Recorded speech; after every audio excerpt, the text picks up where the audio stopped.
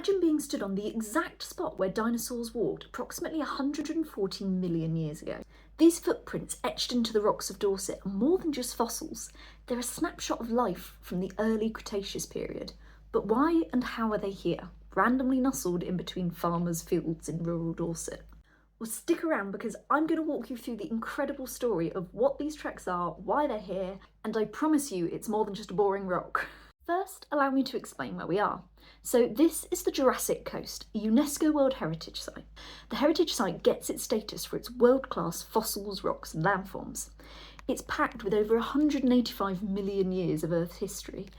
And for the keen-eyed amongst you, you'll notice that that's the whole of the Mesozoic, not just the Jurassic.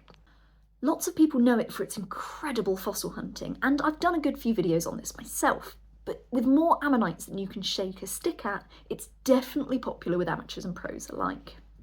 But for these footprints, we've got to head slightly inland to a small village called Acton. This is the eastern end of the coast, and the rocks here are from the Upper or Late Jurassic to Cretaceous. So this area has been a hub for quarrying since the Roman times. From the medieval times, quarrying became a cornerstone of the local economy, with Purbeck stone being used for all kinds of iconic buildings like Westminster Abbey and Salisbury Cathedral. The work was tough, often done by hand in small family-run quarries, and the skill was often passed down through generations. It was one of these family quarries that the footprints were found in, owned by a family called the Keats family, and they've been quarrying in Purbeck since the 17th century. So if you were to access these footprints, I'd recommend parking at the Square and Compass pub and walking east along the footpaths in a couple of farmers' fields to Priest Way. It's under a mile away and it can be pretty muddy, but I'd argue it's worth it. You then come to this unsuspecting gate, which I reached at dusk, making for an amazing sky. Follow the stepping stones and go through the next gate to find the footsteps, and the first hint you see is those little puddles. So each of these puddles and indents are marking footprints, or rather, they are the footprints. As of a recent paper in 2024 by Butler et al., which I've linked in the description, there are 138 footprints recorded here. The average is approximately 67 centimetres in diameter, but they vary between 24 to 130 centimetres. So for context, and I looked this up, my feet are a UK women's size 5, which is just a tiny bit over 24 centimetres, so that's the equivalent to the smallest of these dinosaur footprints. These tracks have been attributed to sauropods, large herbivore dinosaurs that would have been plodding around here as some kind of watering hole. You might have noticed it doesn't look like a watering hole now. So picture this, during the late Jurassic and early Cretaceous period, this area wasn't a glassy hilly landscape.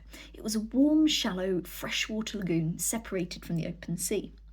In fact, a little later in the rock record, we even have a fossilised forest bed with trees preserved, but that's a whole different video and I'll go into that another day.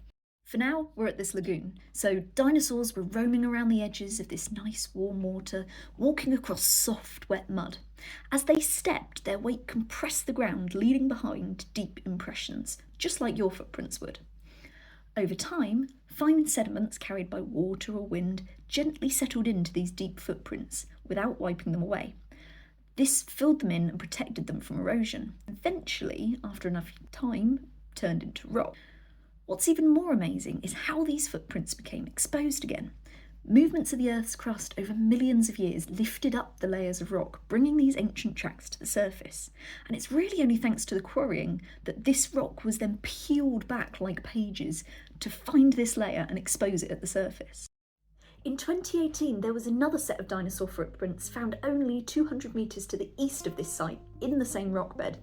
Now, unfortunately, these aren't available to be seen by the public anymore and have since been destroyed, but they were preserved in high detail first. The main reason I mention this is it gives you an idea of that big, expansive area. It wasn't just one little spot that you had these dinosaur footprints. This one rock bed is an entire ancient environment. I mean, it just blows my mind that you can walk through the very footsteps of where these dinosaurs were. And if you want some more information on these footprints, I've linked a whole bunch of references in the description. I'm pretty new to YouTube, so tell me what you liked, tell me what you didn't in the comments below, and subscribe, I guess, if you liked it. Now I just feel embarrassed.